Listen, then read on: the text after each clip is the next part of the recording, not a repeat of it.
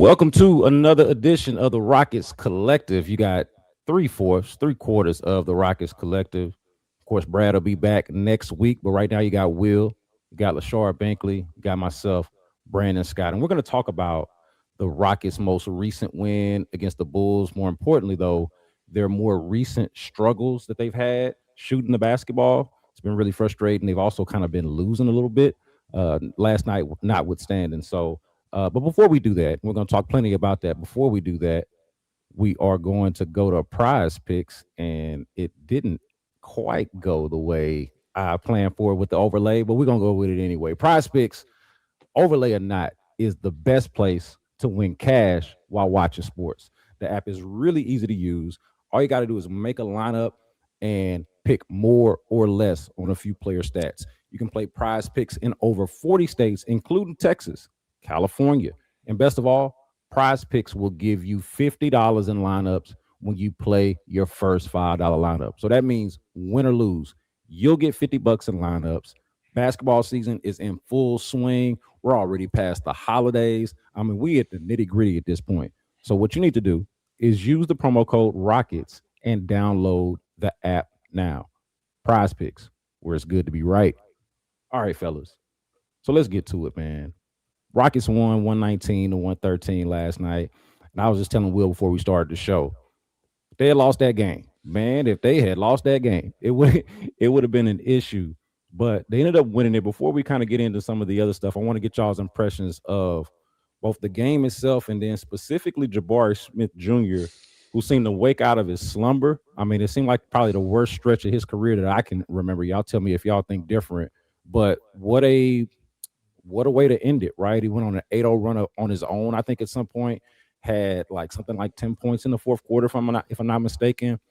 Let's start with you, LaShard. What did you make of the game last night, the win over the Bulls, and specifically Jabari Smith Jr. kind of waking up at the end? I mean, just the game overall is kind of indicative of how they've been playing in the last 19 games. If we're being perfectly honest, we're going all the way back to December 1st. Struggled to get a lot of stops, struggle to make shots, like Kevin Durant said. I know we're going to talk a little bit more about shot making later, but what Kevin Durant said was that when you're making shots, it looks a lot better, and that's what they did in that fourth quarter. It's something they didn't do in the first three quarters. I mean, heck, even to finish the game, they only shot 29%, and they needed a few threes in the fourth to even get to that. So it's just kind of how they've been playing the last 19 games. At the end of the day, as bad as they've been playing, they'll take any type of win. But when you're shooting 29%, 23%, 22% from three-point range, which they have been doing a lot, this is exactly what happened. And a lot of these teams, they see you losing, they smell blood in the water. I don't care what team it is. They figure they can beat you now. They play with a lot more confidence. They're not scared of you. And that's exactly what we saw from the Bulls. And just, kind of wrap it up real quick. Also, the free throw shooting has been really bad. I mean, they missed 35 plus free throws in the last 4 games. They missed 7 more last night. So that's another area of concern. So it's kind of what you've been seeing from them. And just as far as what Jabari Smith, he finally showed up. He kind of made me look a little bit bad there.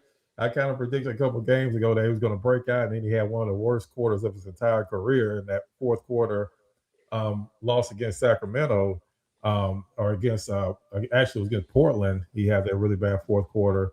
So he finally woke up, made a couple of shots. Hopefully that'll kind of propel him forward to have more confidence and have a better game, especially against Oklahoma City, because they're gonna really need him.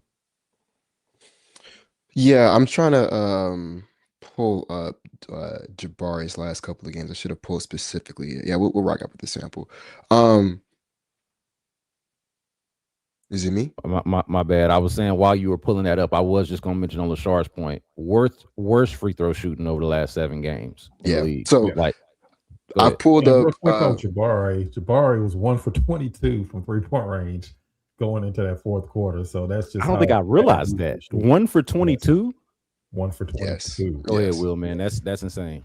So yeah, I'll talk about the game specifically, and then I'll kind of lead it into what the point I was going to bring up with the numbers I had pulled up. But similar to what my boy B Scott said, I was going to lose my mind. I mean, I was already losing my mind, honestly, after we lost.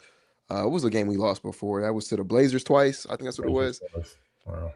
Come on, man. We lost to them boys twice in a row. Like that, I already lost my mind that second game. And started to kind of temper my expectations for this team coming up. Now that doesn't mean that that they're just done, right? They can't turn it around. But I mean, now you're talking about you have to turn it around, right? As opposed to just you're already there. So, I was very frustrated. So going into this game, I was already on a very upset level, and the fact we were going into the fourth quarter very much still in a dogfight. I do not like the fact that Kevin Durant had to play 40 minutes. I want to say in that game as well. And I want to say he's top 5 in minutes per game right now, and he might be a bit higher than that. Honestly, I can't remember exactly where. It was the Kings actually. It was not the Blazers. It was the Kings, as my boy Cinco said. So which is even, and that was even crazier because I don't know if y'all saw it. They was clowning us on social media. The Kings social media account. I'm Yeah, I like, saw man, that.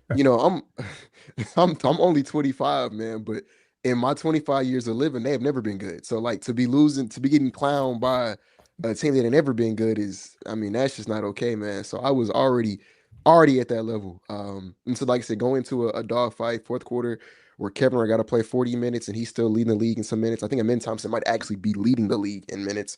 Which honestly, I think that was one of the predictions I made was that Amin was going to lead the league in minutes this season. Um, but yeah, the fact that we're having to have these guys lead the league in minutes to literally a minute, second in minutes, and KD's fourth, ridiculous. The fact that that's having to happen so we can beat the Sacramento Kings, the New Orleans Pelicans, the Dallas Mavericks, like teams like that, respectfully just aren't that good. To me, is a problem. I think that's been kind of my biggest frustration with the team as of recently is just that, like, it'd be one thing if we were going out there and we couldn't beat, like, we're gonna play OKC tomorrow, right? And I mean, with the way we've been playing, I don't really know what to expect from that game. But it'd be one thing if we was losing to teams like OKC or to Denver or even Minnesota.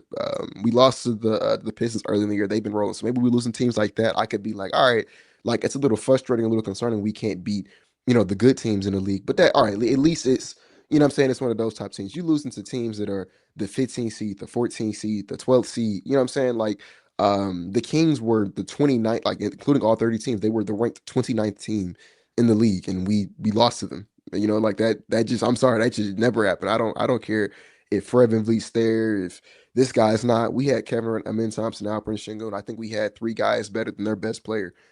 We should not have lost that game. So, having games like that kind of pile up started to really frustrate me. And obviously going to that Bulls game, it was looking like it was like, all right, man, we might have another one of those games where we drop to a team that we just like, I don't know. We have 3 guys better than their best player. We probably should have a little bit more, honestly. So yeah, that was unacceptable. But I do want to we won, right? So that's obviously great. I do want to parlay it though, that it's like the first topic, which was the Rockets shooting struggles, because I did pull it up. Over the last 6 games, we are 2-6, which includes, and I had it pulled up. Let me go back to it. We beat the Bulls, lost to the Kings, lost to the Blazers twice, beat the Suns by a Kevin Durant 3, and then lost to the Mavericks. So there's a real world where Kevin Durant isn't the greatest shot maker in the league right now, where we are 1-5 in our last 6 games. Over those last 6 games, I told B Scott this off camera, but so Lashard, I'll ask you this since you Yeah. weren't here for it. Do you know who has the highest 3-point percentage over our last 6 games? We are 2-4. Highest percentage. Highest 3-point percentage. Yep. You're not gonna before you guess. Let me just say this for the record. You're not gonna Yeah. guess it. I'll say y'all All can right. play along in the comments, man. Y'all let me know if y'all know Now, who it is is. this a guy that plays regularly? Because Hey, my man, hey, Lashar's smart, ain't he? Hey, that's a smart brother. Because it could be somebody that only played a game or two. It could possibly be. I'll give you a hint. He's played 1 game, so that kind of. In the last 6 games, he's played 1 game. Yep, matter of fact, he's the only guy who's played 1 game, so that tells you it is. Jay Sean Tate? No, it's Mr. JD Davison. I was gonna say he's on the list. He's on our JD Davidson. Yeah. JD has played 1 game. He's taken 2 threes, and he made 1 of them. So he has the highest percentage. But if we exclude JD Davison, I mean, B Scott knows the answer to this one. Do you then know who has the highest 3-point percentage? And I'll give you a hint. JD Davison was shooting 50%. The next highest is 36.4%. Do you know who that is? Possibly Aaron Holiday? This one's easy. Lord have mercy, not at all. Aaron Holiday is actually the worst shooter on the team right now. Yeah. This one should be easier, Lashard. This one should be, especially given, I'll give you a hint, especially given our last episode and how it went, some of the commentary. Oh, Tari Eason? There you go. Tari is Right. 36.1 Yeah. on about 5.5 attempts per game. That number is Yeah. also maybe a tad bit skewed because he's only played 4 of the last 6. He did not play all 6 games, so maybe he would have shot higher, maybe he shot lower. Yeah. But after that, it completely falls off a cliff. Reed Shepard, Yeah. 31% on 6. I'm gonna round up here and round down. So 31% on 6 attempts per game. Kevin Durant, 31% on 8 attempts per Yeah. game. Jayshawn Tate, 25% on 2 attempts per game. Dorian Finney-Smith is 22% on 4 attempts per game. Shingun is 17% on 2 attempts per game. Yeah. Lord have mercy, Jabbar Smith Jr. 17% on 7 attempts per game. And I actually did pull up him specifically over the last 8 games. He is shooting 22% on 7%. I mean, That's on all right. 22% on 7 3-point attempts. So yeah, not the greatest. Amin Thompson is not that far behind. He's at 15% on 2 attempts per game. And then I said Aaron Holiday. Well, he's actually not the worst shooter. He's the second worst shooter on the team because he is 7% from three on 4 attempts per game. And then Josh Okogie has not made a single three in the last 6 games. He's attempted 1.3 per game, has made 0 of them. Yeah. And so yeah, and I can talk about the free throw shooting later on, kind of back up what Lashard was saying, but yeah, Yeah. like that's kind of what the biggest issue here has been.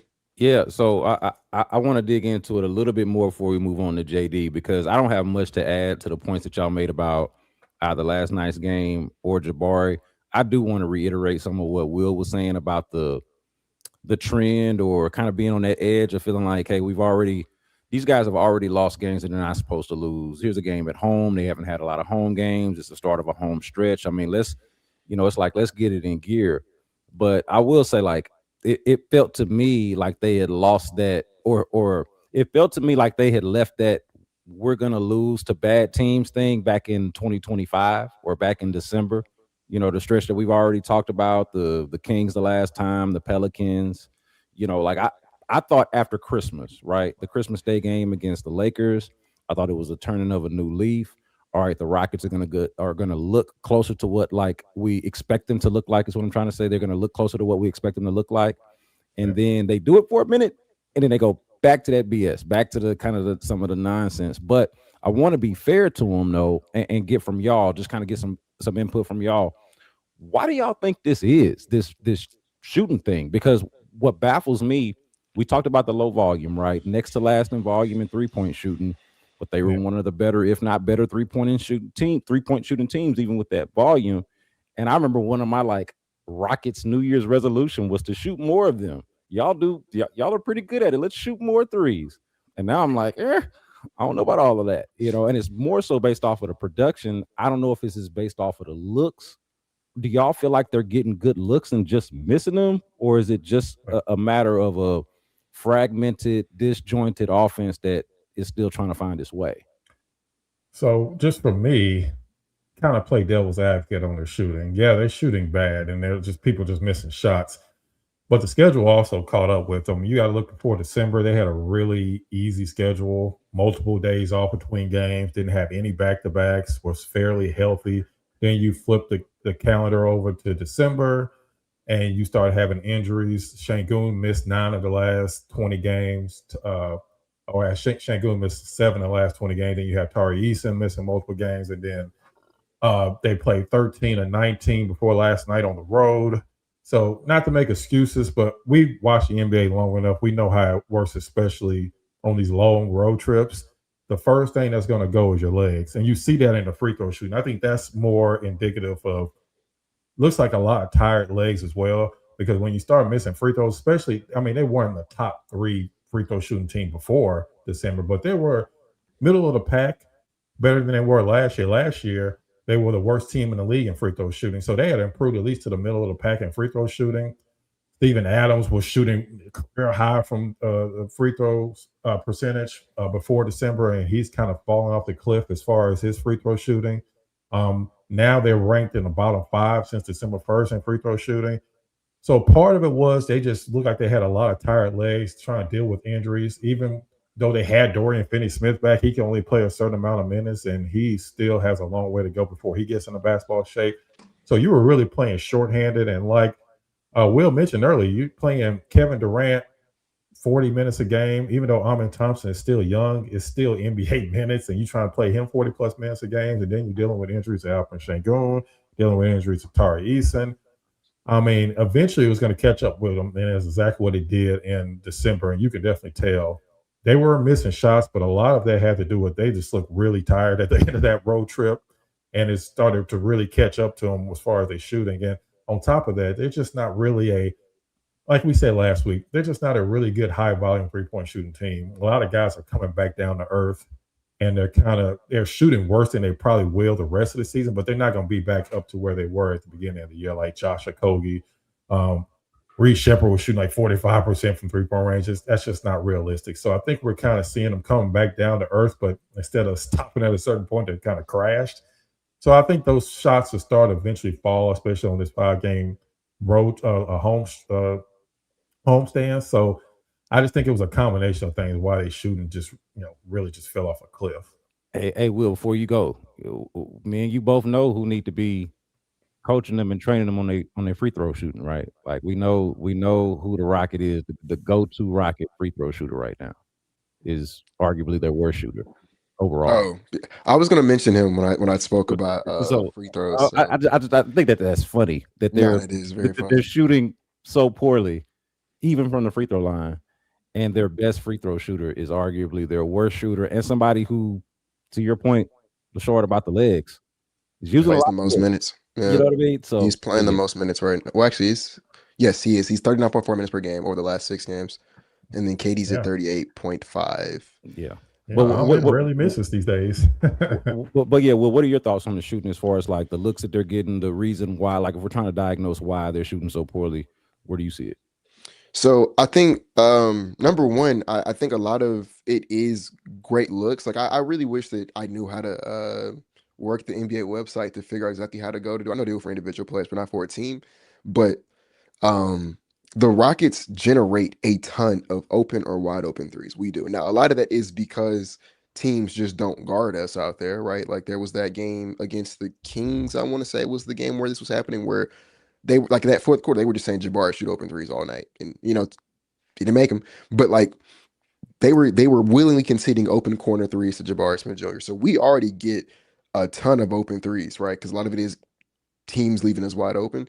We just haven't made any of them, right? And there was a couple possessions where um, we would get like 3 or 4 offensive rebounds in a possession, kick out to an open shooter, brick, grab another offensive rebound, kick out open shooter, brick. Rinse repeat by 3, 4 different times. Didn't score. That happened, like I said, at least 2 or 3 times over this losing streak where we would have like, like I said, a stretch of just a bunch of offensive rebounds and then no made shots out of it. You're supposed to make those. Um, a lot of it is also what Lashard said about that regression to the mean is hitting in like the worst way imaginable. Like Josh Okogie, I want to say at one point in time was shooting like 50% from three this season. And I love Josh Okogie. I think he's a good basketball player. He ain't no 50% shooter. So like we're seeing the regression to the mean in like the worst way imaginable for like guys like Josh Okogie. For I'm not gonna say worst way imaginable for Jabari, but like he is kind of coming back down to where he has been at more in his career as opposed to where he was when the season started. It doesn't help that Tari Eason is our best shooter, at least from a 3 point percentage perspective, and he cannot stay healthy, which is a very big concern for me at this point in time. That it seems like we can't go more than 5 games without losing him at this point in time. But yeah, when your statistical best shooter is going down every other game, yeah, it's gonna hurt. It also doesn't help that Dorian Finney-Smith was someone who was signed to kind of help replace some of the defense and 3 point shooting of Dylan Brooks. I think his defense has been, I'm not gonna say as good as advertised, but like I know he's working his way back into shape. So like I'd say his defense has actually been pretty solid. But his jumper has been terrible. He, like I said, he's shooting um well, I want to say it was 22%. I said is what he shot 22% from three of the last 6 games. He's shooting 27% from three on the season as a whole. And same thing there. He doesn't really take contested threes. He doesn't take movement threes. He doesn't take um off the dribble threes. He's taking catch and shoot threes at the elbow, at the corner. And he's not making them right now. Like I said, to be fair to him, I will cut him some grace and say that he is like working his way back from a pretty serious injury, pretty serious surgery. And one thing I noticed with Durant, just kind of going on a tangent with him, is his jumper was pretty flat because I want to say he debuted against the Lakers, and I noticed his jump shot was like very flat against the Lakers. And then like every passing game, I've been seeing more and more arc on his jump shot, so that tells me he's getting his legs back, right? So I'm gonna be a little bit more patient with him. But I guess my point is just that when a guy who shot 40% from three for you last year, or for the Lakers last season, you signed him to kind of be some of that 3-point shooting for your team this year, and he's not doing it. Obviously going to hurt. It doesn't help that Reed Shepard, same thing there, is um, in a cold spell for himself at this point in time. Let me see, where was he shooting? He was shooting 32% from three, which is not good. Definitely a regression to the main candidate too, though, Yeah. as y'all were mentioning, for sure. Yeah, I think because he was shooting like 45% from three at one point in time. Now he's down to 40, which is pretty funny. I think he kind of stays in that 39 to 40% range for the season. And then like the biggest one for me is just Aaron Holiday shooting so atrocious from three. That's just 7% from three is actually insane. And for someone who one is typically a pretty good shooter and also gets nothing but open looks, that's just absurd to me. And then to go into what Lashar was saying about the free throws, I also put that up. So DFS has not missed a free throw, but he's only taken 0.4 a game. So I'd imagine it's probably like what, 2 a game? I mean, 2 total. Yeah. There's no way for me to see totals on here, but I just think it's probably like literally he's probably taking 2. But he hasn't missed.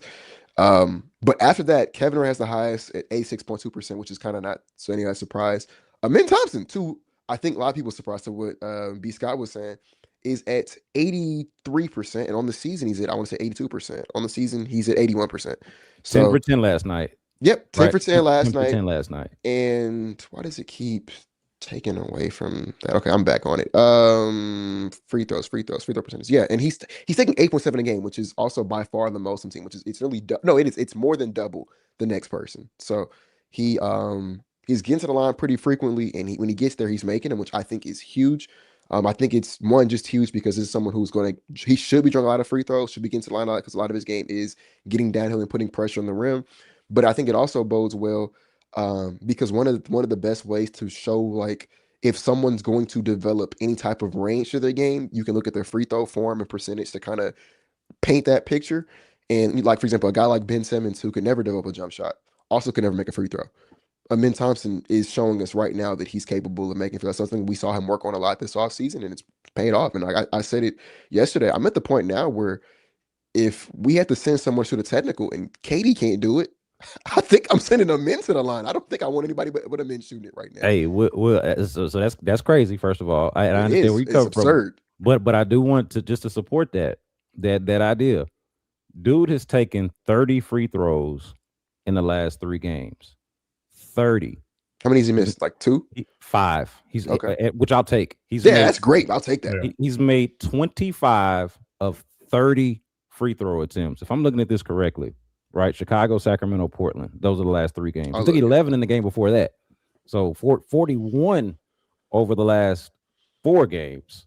He's taken 41 free throws. How many did I say he made of the third? 25? 25. So 25 plus 7 is 32. So he's made 32 of his last 3 games, he's shooting 83% from free throw line. Yeah. And he's made 32 of 41 over the last 4 games in free throws. So that's pretty doggone good. I got to give him credit. If we're gonna kind of knock everybody else for the poor shooting, got to give him credit. Got to give him credit for that. So I wanted to. One more thing, and then I'll pass it off. So like after Min Thompson 83% from free throw these last 6 games, Tari's at 75, and then everybody else is at 67 or below. That's even more damning because then you go to true shooting percentage, which I think is a very good indicator of efficiency. And JD Davidson in his 1 game had a 62 true shooting, so he's pretty high up on this list. But after JD Davidson is the 2 usual suspects, Min Thompson, that's a 61 true shooting, and KD also the 61 true shooting. Would you like to guess the next highest? League average, I want to say, is like 57, 58. So 61 is pretty good. The next highest. I gotta guess Tari. No, he's not Tari. No, it ain't Jabari. Not him either. Because I want to say Jabari so bad, but I know better. Is it who would it be? Who could it be? I mean, possibly Reed. Yeah, I was gonna say Reed. Nope. Reed is also not the next in line. It is it's one of our two big men. Well, actually, funny enough, it's both of our two big men. They are both next in Okay. line. So So uh Shingun and Adams is next at 50 true shooting. Shingun is well, also I the guess that next makes at, sense. well, it's 49.9% true shooting for Steven Adams, and then 49.5 true shooting for Shingun. Reed's at 48, Tari's at 45, Clint's at 44, which is unacceptable for Clint, honestly, because he doesn't take nothing but at the rim shots. Yeah. Jabari's at 38, which is insane. Tate's at 38, DFS at 37, Okok's at 32, and Aaron Holiday's at 21. Like I said, league average is, I want to say, 57, 58. So that is just absurd. And I think that does a really good job of depicting why the Rockets have been losing. We just can't score right now. Outside of Amin Thompson and Kevin Okay. Durant, no one else is putting the ball in the bucket. So, So JD Davidson's name has come up a time or two already on this podcast. I think it's worth talking about. We mentioned some of the regression to the mean. I don't think it's a coincidence that Aaron Holiday's struggles and then Josh Okogie's regression to the mean has coincided with us seeing a little bit more of JD Davison and particularly last night. Do y'all think that he's earned his way into the rotation? Or y'all intrigued by this? Like, what do y'all think of the limited sample size of JD Davison minutes that we're getting so far? I'll start with you, Lashard. Yeah, I mean, it just I remember going all the way back to training camp. He was one of the best, biggest surprises in training camp. Former G League MVP. Um, Ime Udoka knows him very well. Jason Tatum, Jalen Brown, Derek White all say great things about him. All he does is go out there and produces pretty much every time he's out on the court. And he's one of the few guys on the court that seems to really look for the pass first. He really, as you saw last night, he's more of a connector. He's not going to, get the ball and dribble around for 15 seconds and then try to pass it. He moves the ball really quickly. He's a bigger guard, something that the Rockets don't have outside of Amin Thompson. So he's able to get into the paint. He's able to play that tougher defense that Ma like. And you saw post game, Ma was saying a lot of great things about him, and Ma doesn't really say a lot of great things about a lot of players a lot of times. So I think that he's really going to be in the rotation now. Interesting thing will be one story and Finney Smith and Tari Eason. More Tari Eason is in the rotation, but I think he's pretty much taken over Aaron Holiday. Whatever minutes Aaron Holiday was going to get, I think he's pretty much taking those minutes. And I would be really surprised if he's not in the rotation going forward. Um, I think he's going to get every opportunity because if he wasn't going to be in the rotation, I think they would have definitely had him down in the G League a lot more than he has been. I think that's one of the big surprises I've seen is that he'll go to the G League maybe for a game, but he's usually right back up, and he's pretty much been with the Rockets the majority of the season. So if I had to guess, I really think he's going to be in the rotation. I think he'll be in the rotation tomorrow against OKC, especially with them playing being a bigger, tougher team. I think he's going to get every opportunity to kind of prove that he is the one of the better guards on the team, and I really do think that he is one of the better guards that they have available on this team, and that a lot of times if Reed is struggling from the outside, MA's going to take him out really fast. He has a really quick hook on Reed. If he's not making shots, he's usually taking Reed out the game, or if he doesn't see and make a positive impact on defense. So I think JD Davidson is going to really get a really good opportunity to kind of show the coaching staff what he got. What about you, Will? What you can you saying? give me, I'm pulling up a stat real quick. So can you give me Yeah, like two yeah, no, minutes? yeah. Go ahead, pull it up. I was just gonna say like it's a for me it's kind of like a pleasant surprise. You're like, where's the point guard gonna come from? Where's the point guard gonna come from? Yeah. And Will has been pointing on or hitting on this for a while, and I think you hit on it not too long ago because you get a lot of people whenever the Rockets start struggling, start talking about how they need a point guard. And there's validity to that, but I think your point, not to speak for you, Will, is that like yeah, they need a point guard. Yeah, I'm the one that's been saying if Fred Van Vliet's injury, it could derail the season. But they shouldn't need prime Steve Nash to beat the Kings or, whoever run of the mill bottom feeder in the Western Conference. So better late than never, though. Like, it's like, man, if they need point guard help and they've had a point guard kind of like, or somebody that could at least get him some help, you'd like to see maybe he would have gotten that shot earlier. But beggars can't be choosers in that regard. I feel like he's been a pleasant surprise. If I had realized or thought that he could actually contribute, I'd have been advocating for him before now. So I think there's a perfect opportunity, a perfect lane for him. What you're talking about too, Lashard, a guard with size who does actual guard things. Like I think that could be tremendously valuable for the Rockets. So I don't know if he's actually played his way into the rotation, if they're gonna kind of give him more of a look. But similar to the Josh Okogie thing from early in the year, it's cool to know that you feel like you could rely on him, or that it's just not an empty spot on your roster, if that makes sense. I'm ready now, by the way. Go ahead. Yeah, go ahead. So what I did do, just to finish the very previous points, I did find out how to pull up the Rockets, like what our threes are classified as over the last 6 games. So over the last 6 games, we have generated a total of 34.5 threes per game. 29.2 of them are considered catch and shoot threes. So of that, I said 39.5, right? I'm 34.5, I'm sorry. Of that 34.5, 0.2 of them are considered very tight. This is closest defenders to the shot. So 0.2 of them are considered very tight. I'm sorry, 5 of them are considered tight, which I'm assuming a lot of these are probably Kevin Durant, like Reed Shepard. 11.3 of them are considered open, and 18 of them are considered wide open. On open threes, we shoot 26.5%, and on wide open threes, we're shooting 23%. So I think that does a pretty good job of depicting what the problem is. We're not making open threes. Bro, those are college stats.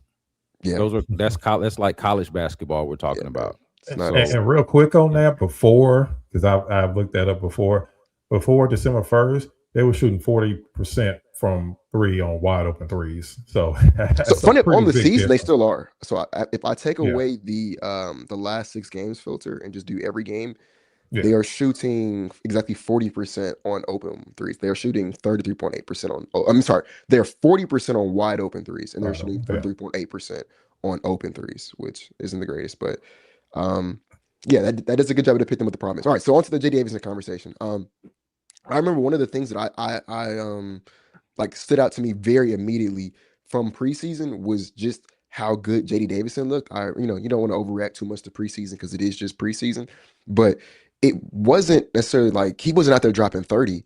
It was the way he was playing that really stood out to me. It was the plays he was making on defense, on offense, the way he was running our offense, the way he made the right pass, the way he would never do too much. He would shoot when he was open, he would attack when he needed to attack, he'd make the swing when he needed to make the swing. Just like the little nuances of basketball that you don't see too often, let alone from young players, but from guys who are like who don't have a job. Not even trying to like chop on them, but like JD Davison is fighting to have an NBA job. And what you'll typically see from guys like that is when they go into preseason or summer league. And I think I talked about this on this very podcast. One of my biggest pet peeves is when a guy is like that and they go into summer league, like I said preseason, and they try to be James Harden. They try to be Steph Curry. They try to be Kevin Durant. And it's like a team isn't going to summer league to find the next James Harden. They already got him. The Clippers already got James Harden. The Rockets already got Kevin Durant. The Warriors already got Steph Curry. They're not looking for another Steph Curry. They want another JD Davidson. They want a guy who's going to go into the game, make winning plays offensively, defensively, do the little things to uplift the stars of the team. And JD Davidson embodied that to me all throughout preseason. And so he was somebody who I understand how like the two-way contract situation works. I want to keep him. I think this is a guy we should definitely keep him around. I think that's because he's really young. He's showing some promise here. But if, like I said, nothing else, this is a guy who I think could potentially play. Like he's making winning plays.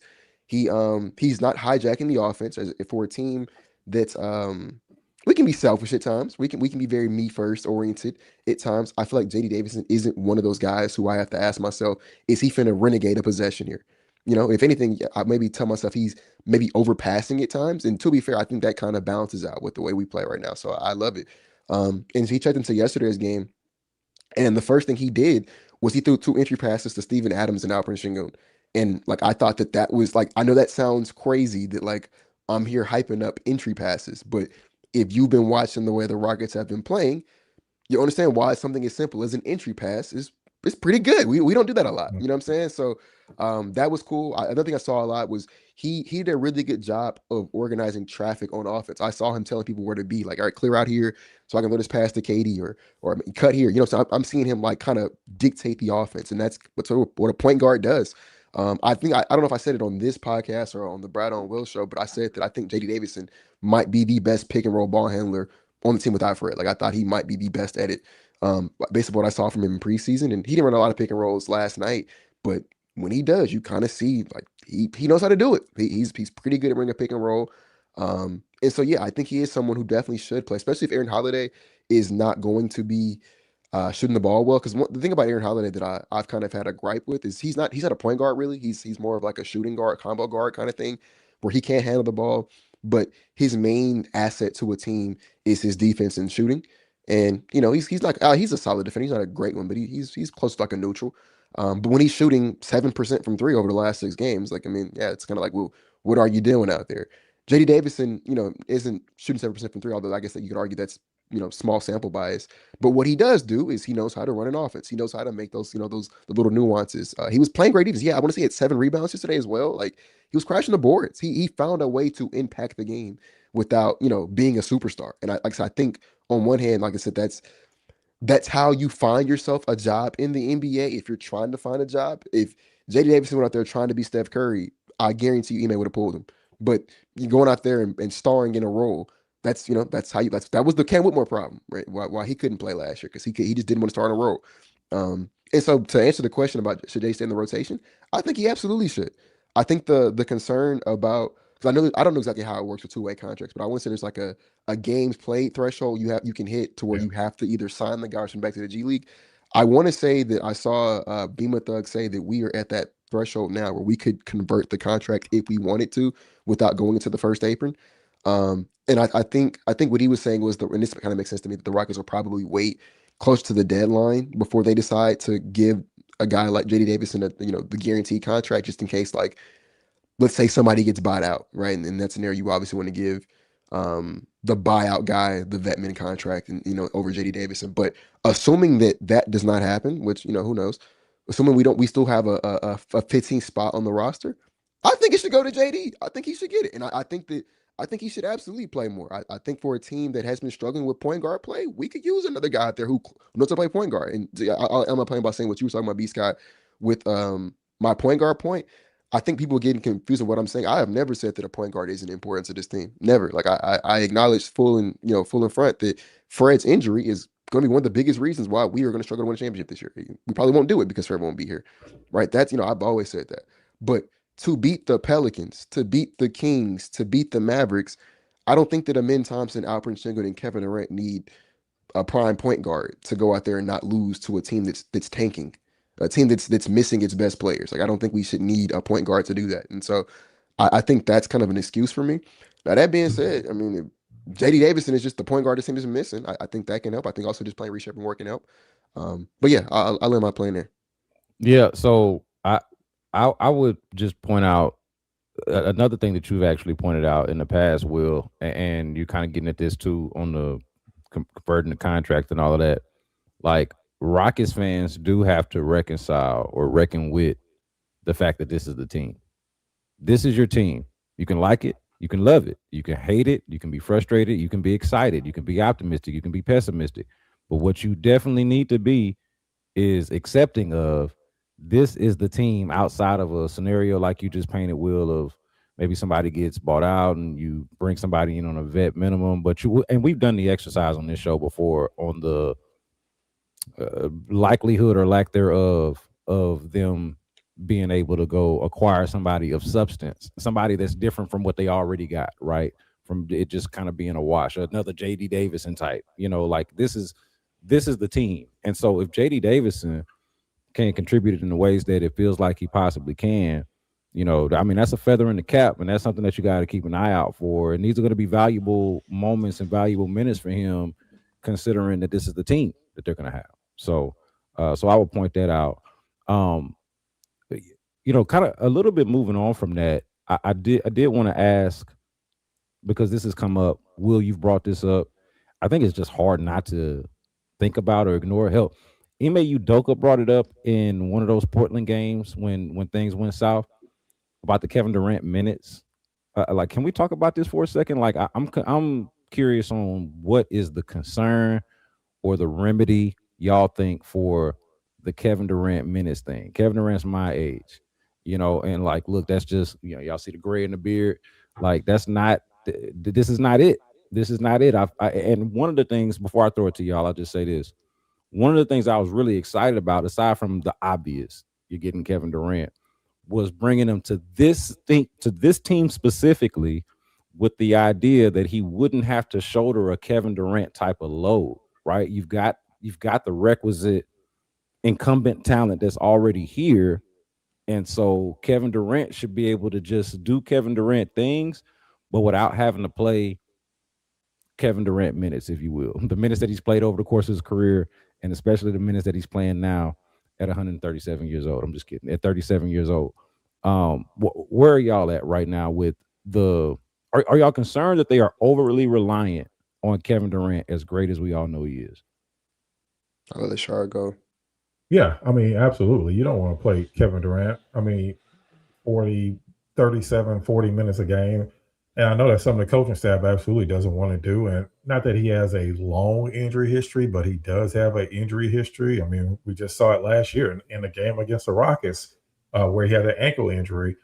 He didn't play the rest of the year. Now, some of it had to do with the fact that Phoenix was just a horrible team, and there was no reason for him really to come back. But I mean, at some point, you want Kevin Durant closer to 33, 34 minutes a game. And I know, 3, 4 minutes a game doesn't seem like a lot, but it is a lot over 82 game season. And at the beginning of the season, it was great. They were blowing out a lot of teams.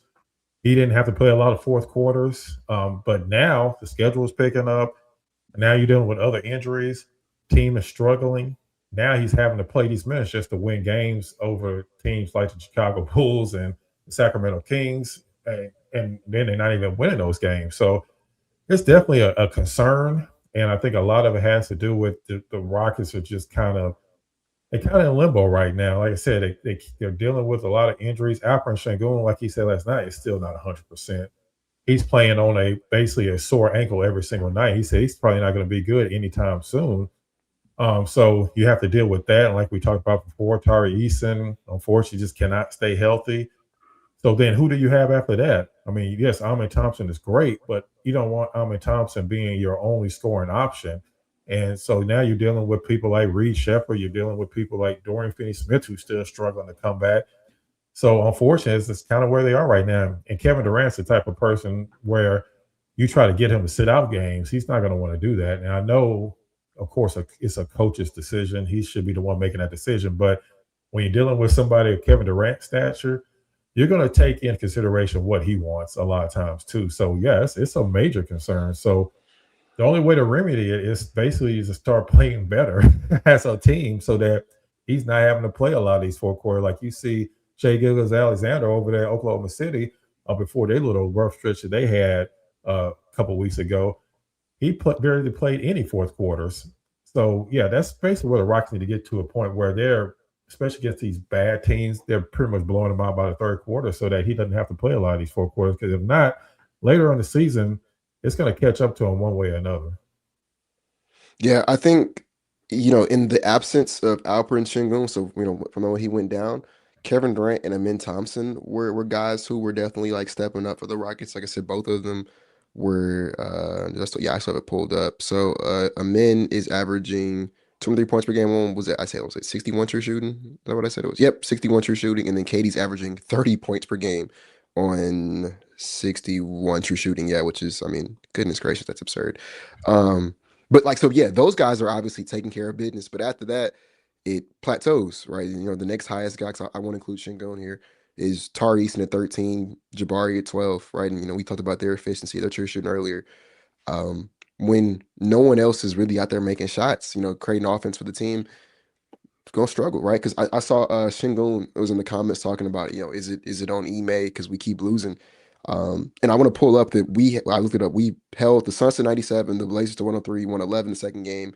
The Kings put up 111, the Bulls put up 113, which the 111 and the 113s aren't necessarily the greatest, points to give up. But I will acknowledge that, like I said, in this faster 3-point oriented pace of the NBA, like you're going to have nights like that where that happens. And like I said, for example, if you're on a team to 100 or less, like obviously you're doing your job defensively. The problem is that, like I pointed out, I'm going to read off again. We have guys shooting. We have multiple guys shooting 31% or less from three. Matter of fact, we only of the I don't know, we'll say like 11 guys who've played for us the last 6 games. Only 2 of them are above 36%, and one of them is JD Davison. Like, and I don't think that that's a.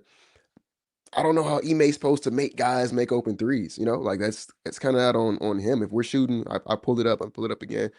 In our last 6 games, team is shooting. Where is it at? 23% on wide open threes. 18 Hey, of them. not to cut you off, Will. Go ahead. The Ime point is the same as the point guard point. Like, or at least in this context, like, Yes, I agree. in a vacuum, you can think whatever you want about Ime. In a vacuum, you can think whatever you want about the Rockets' need for a point guard or their ability to survive without one. But the point remained the same. You rattled off the stats earlier about how many open looks that they're generating from three. How do you better coach up open three? How do you better scheme that up? How do you better set that up as a point guard? Like, what is the point guard, the best point guard in your imagination, or the best head coach or schemer in your imagination? What are they supposed to do about those numbers that you rattled off earlier? Do any of y'all? I'm gonna age check myself. Do any of y'all play 2K? I've played 2K Yeah. exactly twice in the last calendar year. Okay, I was gonna Twice. say. I don't play it as much as I used to, but I still do play it. Yeah. Are y'all familiar with the Dimer badge on 2K? Oh Yeah. yeah.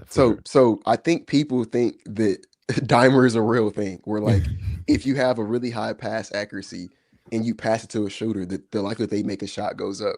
That's not how that works in real life. Like it doesn't matter. It'd be nice. It'd be If great. Chris Paul could pass it to you, or I could pass it to you, if you're catching an open three and you don't make it, that's just on you. It's not on the person passing you the ball. And I also think like with a coach, I think because I'll acknowledge the Rockets don't run the most complex offense. It's a lot of very basic stuff. It's not that many plays being ran. But at the end of the day, the ultimate point of running a play is to generate an open look right at the rim, open three, something like that. Like that's the whole point. We're getting 18 wide open threes and 11 open threes. So that's what 29 either open or wide open threes a night. And we are shooting quick math, so that's what 27, so 30. What was the math I was going to do? Oh no, I was not. I don't know. I don't even know what I was about to do. But bottom line is not good. It's not good. It's below 30%. And so like I don't really know what scheme coach is supposed to put. Like I said, I think he can maybe rotate some pieces here and there, maybe like play some guys less and whatnot. But at the end of the day, if your team just can't throw a rock into the ocean, I'm not really sure what more coach is supposed to do than that. Because like I said, we're teams aren't scoring on outside like that Bulls game where Trey Jones just couldn't miss. We're holding teams to pretty decent point differentials. It's just we not scoring back. And like I said, a lot of that is because Şengün's been hurt. Other part of it is because besides Amin Thompson and Kevin Durant, no one is scoring. I think if anything, that might be more of a problem with the roster construction than it is to do with Ime as a coach. But that's a separate conversation. So I just want to say the only issue I have with Ime, and everything y'all said is correct. There's only so much a coach can do. Your job is to get players open shots, and if they don't make it, I mean, at some point you got to blame the players. But the one problem I have with Ime is spamming plays over and over, especially with Kevin Durant having to generate so much offense on his own, and it makes it way too easy for teams to get the ball out of his hands. That's the one problem I do have. They don't have a lot of player movement at all. And I know they don't have a lot of great athletes. I mean, you have Amin Thompson, who's your best cutter on the entire team. But it's a lot of standing around, standing in corners. And yes, they're getting open threes. But at some point, if you know your team's not making those open threes, you got to try something else. And when Şengün and KD, a lot of times they get the ball, they just make it way too easy for them to get double teamed. So that's the only problem I have is they don't have nearly enough player movement. Kevin Durant is not on the move nearly as much. He has to work so hard just to get his shots. And I know he's one of the greatest contested shooters in NBA history, but at some point you do have to get these guys on the move. And I think Şengün is at his best when he's on the move as well, and not just stationary on the block or in the corner, and it just makes it way too easy for teams to game plan against him. So I'll probably say that's my only problem I really have with Ime, because like you said, it seems like it's more of a roster issue than an MA issue. But at the same time, sometimes you do have to change it up because even though you're getting open threes, you just don't really have a good high volume 3-point shooting team. Then exactly what's happened is what's going to happen is happening right now with their shooting, which is everybody's coming back down to earth. Yeah, I want to co-sign that for a second and then throw out a question because I like this is similar to my criticism, and I'm doing a little bit too much here behind the scenes to pull up these numbers right now in the moment. But like when you talk about spamming plays over and over again, Lashard, it's not just the spamming of the plays, but like not spamming some of their better stuff, or what I feel like could be their better stuff. Like they're to me too overly reliant on like just ISO, Yeah, post up, ISO, post up. And within that, there's not a lot of movement to your point. But I'm thinking, okay, so where is, and we had somebody ask earlier about like not more Reed pick and rolls. And look, Reed is kind of his own thing, like kind of in a development stage to begin with. But like I've been clamoring for this since the beginning of the season, y'all. Like, and maybe it's a Kevin Durant ball handling and passing issue. I don't know, but like, why isn't there more KD Shingun pick and roll? Because like to me, the times when I see it, I like it. Even when it yeah, doesn't work, you know what I mean? Like I'm like, okay, spam that, or mix that. Stop spamming anything and mix that into the arsenal. Let's go ISO post up KD Shingun pick and roll. Your two best players, both of them who can handle the ball and are tall and can shoot. Shingun, to his credit, has become a better shooter. I just don't know why that's not more part of their arsenal. If you're going to spam something, it should be something that involves, I don't know, two of your best players instead of one, yeah, and everybody else just kind of standing around and watching the dude operate. So I don't know. I just yeah. kind of pointing that out as Yeah, as and unless Steven Adams roll to the baskets, I just don't know if that play is going to ever really work for the Rockets because that's just not Steven Adams' strength. Is Not at all. 80 pick and roll and Steven Adams having to make a quick pass to either corner. see But that's yeah, the word, Lashard. That's the gift and the curse of him being such a great screener, right? It's yeah, like yeah, well, we got him screening because he's one of the better screeners of his generation, and so you gotta do something, and he ain't popping, right? It ain't gonna be no pick and pop situation, so all he can do is roll. So yeah. yeah, that's true. All right, y'all. And look, everybody, real glad to have the audience be really active in the chat. We got 44 people in here right now. Y'all drop y'all's questions in. We only got a couple of more minutes. We like to do this for an hour. If y'all got any questions, get them in and get them in quick. Before we go, we got the Thunder. Y'all nervous? Y'all nervous about the champs? How y'all feeling? What's the level of nerves? What's the level of confidence? Of course, to start the season, they played one of the better games that we've seen all season. Yeah, But at that time, I think we were a lot more optimistic about the Rockets because it was the first time we saw them, like that first game that I'm talking about.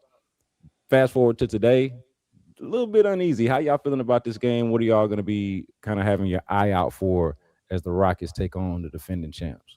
Start with you, Will, on this one. Yeah. With the way we've been playing, it's I would be a bit more confident if we were handling business um against the teams we're supposed to be handling business against. So I don't know, man. I'm kind of nervous. Um, they actually, I want to say, have a better record against teams that are above 500 than they do against yeah, teams that are below 500. So as backwards as that sounds, maybe we have a better chance of winning just because they seem to wake up more when the opponent is good than when it's a bottom feeder. But at the same time, you don't go from struggling to beat the Kings and the Blazers to just beating the Thunder. So I mean, they can do it, obviously, right? I'm not saying that it's Hey, impossible. the devil's advocate. They did sandwich one of their better performances against the Nuggets in between That is true. that That disastrous is true. stretch that we were talking about in December when they're losing to the Pelicans and the Kings and everybody else. Sandwiched in between that embarrassment was holding the Nuggets to season lows in mhm. points for a quarter, a half, and a game. I do want to It, point that it's out. it's gonna be even more difficult though because Shingun is pretty clearly not 100%, and he's top two player on the team. We're gonna need him to be great for us to beat them. And then Tari Eason is probably a top 5 player in the team. He's not going to be there. Yeah, we're kind of in a shooting slump right now. So like, it's not impossible. Wouldn't even surprise me if they won tomorrow. But I'm a little nervous. What you think, LaShaw? I think it's worth pointing out that the Thunder did finally beat the Spurs, their Achilles heel or kryptonite, if you will. So that happened. But they've come down to earth as well. We were having Warriors, Warrior, all-time 20, records talks. 96 Bulls, 20. I'm forgetting the year now. 2017 Warriors. What the hell year was that? Anyway, y'all know what I'm talking about. The 73-9 Warriors. The 73 win team, yeah. Yeah. But they've kind of regressed a little bit to the mean, but they're still so excellent. Like, so there is that. What you thinking about this matchup, man? I mean, they had regressed a little bit, then they won 4 in a row. They won 8 out of 10. So it's like they picked it right back up again. But I actually, I'm not really nervous just because, like Will was saying, the Rockets do get up for the better teams. And you also have to factor in Isaiah Hartenstein is going to be out tomorrow. Lou Dort is questionable. So that's kind of a couple of things to kind of keep your eye on as far as that. So with no Isaiah Hartenstein, that pretty much means they're going to have to put somebody else on Alperen Sengun. So you're going to be seeing a lot of double teams, which kind of goes back to if they make their shots. If they make their shots, I give them a really good chance. Of course, you can kind of say that about every team, but especially the Rockets, because the Rockets are still at least playing good enough defense to get these wins. But yeah, they definitely going to have to play a lot better than they've been playing the last probably 2 or 3 weeks, because if not, there's a good chance it can only go one or two ways. The Rockets, win a tough, hard-fought game. I don't see them blowing out the Thunder, but I can definitely see the Thunder blowing out the Rockets if they play like the way they've been playing the last few weeks. But no, I wouldn't be surprised if all the Rockets go out and win tomorrow. Like you said, I know it was an opening night, kind of a different type of team back then, but they could have easily beat the Thunder on that opening night game. So you factor that in with not, having Hartenstein, but at the same time, Jalen Williams also wasn't playing in that first game, so that's also something else you got to factor in now. But I think it's going to be a kind of a back and forth game, and like I said, I wouldn't be surprised if the Rockets were able to, pull out that victory, especially if they're playing out without, Hartenstein and without their best, one-on-one defender in Lou Dort. Yeah, I think the defense is worth pointing out too. Like both of these are elite defensive teams. But by Thunder standards, kind of how we're talking about the Rockets over the last 6 or 7 games or so, Thunder standards last 6 or 7 games or so, they haven't necessarily been as great defensively. It seems kind of silly to say because they're still so very good and great at it. But to the point of not having Lou Dort, that's a big part of it. And then the Rockets, I know a big part of this show has been about them missing shots. But when they're playing more true to form, they are hitting shots. And so, one of the better offensive teams against, I think, objectively the best defensive team in the league is always going to be one that I get up for. We got time for like a question or two before we want to get out of here. I thought this was a little bit of impatient here. How soon until you give up on DFS? My man just got back like 5 minutes ago. Like, I know I speak in hyperbole sometimes, just the radio in me, but it feels like he's been back for 5 minutes. So can we give him 10 minutes, 15 minutes before we decide to give up on him? I don't know what y'all think about that. And not only that, he's like I said in a post before, he missed all the training camp, didn't have any type of really off-season workout, dealing with the ankle surgery. So you got to remember, this is basically his training camp. He's trying to do his training camp in live, full speed games. That's really hard to do for any player. I know there's been rare cases where some players were able to just bounce back and they're out there, but Dorian Finney-Smith is, there's no disrespect, but he's not like a superstar type level player. So it's just going to take him longer to kind of get back up to game speed. I mean, he's trying to get all of his practices, all of his offseason work. He's trying to get all that into basically during the regular season, and that's just extremely difficult to do. So, I mean, honestly, you really got to give him at least another month before you're really going to see him at anywhere close to like regular speed, if we're being perfectly honest with you. LaShaw, did you go to practice today? I heard they were kind of a little bit late getting out. I think they already ruled out Tari. They ruled him out. Okay. Yeah, Tari's already ruled out. But yeah, I didn't make it into practice today. Yeah, I'll be at the game tomorrow. But yeah, they already ruled out Tari. I wouldn't be surprised if Dorian's out again tomorrow, so they'll be a little bit shorthanded again. All right, looks like we've hit that hour, fellas. This went by pretty quickly. Was fun. Really exciting. Look, we gotta. This is a game that I'm gonna get up for, man. Like, I'm just gonna kind of give my piece here. I'm nervous. I'm nervous based off of the way that they've been playing, but to the point that I think we've all made already, they do get up for games like this. And I have just always liked the way the Rockets match up with the Thunder in Yeah. general. Like, not to say that I think that they're as good or as great as the Thunder. Those guys just won a championship. The Rockets are still, I'm not gonna call it identity crisis, but they are certainly still learning who they are. So those are two different teams and two totally different situations, but should be a hell of a game.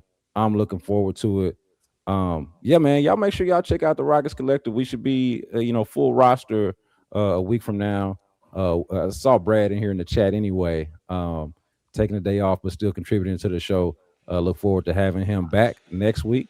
But until the end, for Lashard, for Will, for Brad in his absence, and for myself, B. Scott, this has been the Rockets Collective.